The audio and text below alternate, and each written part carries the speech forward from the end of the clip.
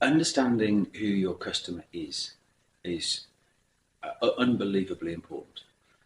If you don't know who you're targeting, then how can you design anything?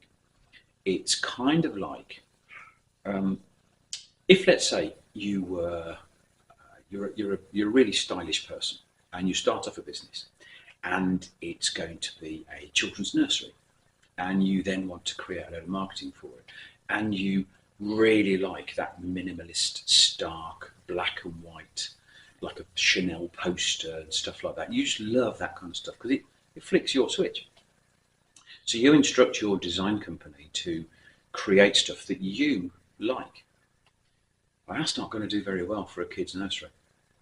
Similarly, if you're a garden centre and you have something created like a children's nursery, or you have something created like a solicitor's, which is very officious looking, or you have something created like an accountant.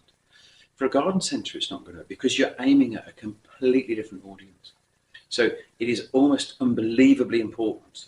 And it strikes me as mad how sometimes people don't work out who their audience is.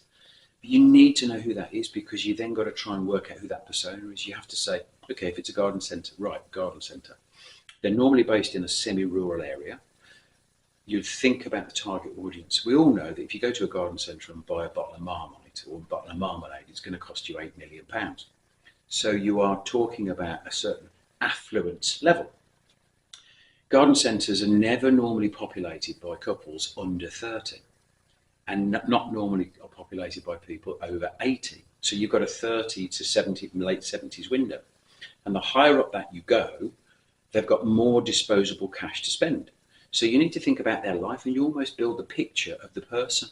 So you go, okay, let's say the sweet spot is 40 to 60-year-olds.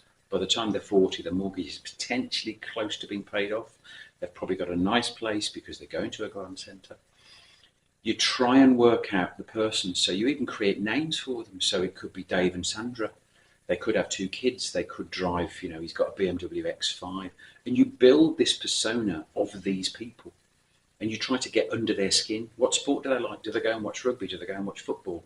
Do they go and watch motorsport? Do they go to the park? Where do they go on holiday? All these kind of things. You try and work out who they are.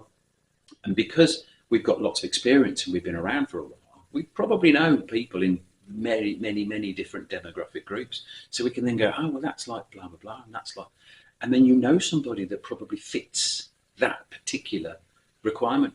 And you think, well, what would they like? And then you try and, in your mind, think, I'm going to design for that person that you probably know. And if you do that and you get that right, hey presto, it just works. But if you don't know who it is, you could be designing for them over there, them over there. You just have no idea. It's like having a shotgun and sitting on a kid's roundabout and firing after 4 seconds. You have no idea what you're going to hit. You're not aiming at a target. You're just spinning around, shooting aimlessly. Slightly dangerous analogy, I know. But you need to know who your target audience is. Unless you know who they are, you've got very little chance of getting it right.